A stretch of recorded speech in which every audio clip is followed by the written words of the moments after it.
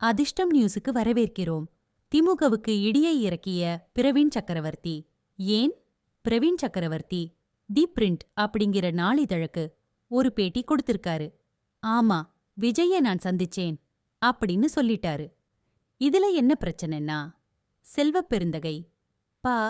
சிதம்பரம் எல்லாரும் அந்த மாதிரி ஒரு சந்திப்பே நடக்கல அப்படின்னு சொல்லியிருந்தாங்க. இப்ப பிரவீன் சக்கரவர்த்தி பார்த்தேன் அப்படின்னு சொல்லிட்டாரு. அது மட்டும் இல்லாமல் ராகுல் விஜய்க்கு வாழ்த்து சொன்னாரு.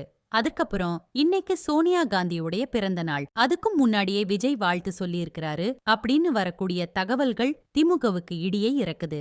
ஒரு நேரடியான எதிரியாக இருக்கக்கூடிய விஜய், திமுகவுக்கு நேரடி எதிரி விஜய்.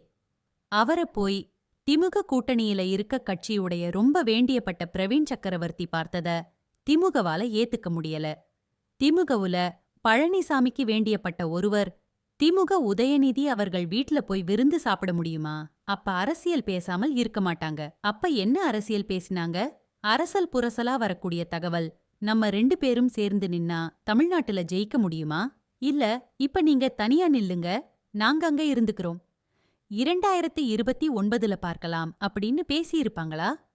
இப்படி பலவிதமான யூகங்கள். ஒண்ணு மட்டும் நிச்சயம், திமுக காங்கிரசுக்கு 25 சீட்டு கொடுப்பாங்க. அது இந்த தடவை நடக்காது. கண்டிப்பா அதிக சீட்டு வாங்காமல் அவங்க போக மாட்டாங்க. பிரவீன் சக்கரவர்த்தி கொளுத்தி போட்டுட்டாரு. என்னங்க, தமிழ்நாடு காங்கிரஸ் தலைவர் செல்வப் பெருந்தகை திமுக கூட்டணி தாங்கிறாரு அப்படின்னு நீங்க கேட்கலாம். செல்வப் பெருந்தகைக்கே தெரியாமல் பிரவீன் சக்கரவர்த்தி வர்றாருன்னா, காங்கிரஸ் தலைமை இங்க இருக்கக்கூடிய தலைமைய மதிக்கிறதில்லைங்கிறது முடிவாயிடுச்சு. செல்வப் பெருந்தகை திமுகவுடைய அடிமை, ஒரு நிலைய வித்துவான் அப்படிங்கிறது ராகுல் காந்திக்கும் தெரியும். டெல்லியில நிதி ஆயோக் கூட்டத்துக்கு வந்த ஸ்டாலின் மோடியை தனிப்பட்ட முறையில சந்திச்சு பேசினது எதுக்கு அப்படிங்கிறதும் ராகுலுக்கு தெரியும். வரக்கூடிய தேர்தல்ல திமுக ஜெயிச்சதுன்னா மத்தியில இருக்கக்கூடிய பிஜேபியோட கூட்டணி சேர்ந்து அமைச்சரவையில கூட பங்கேற்பார்கள் அப்படிங்கிறதும் ராகுலுக்கு வந்த செய்தி.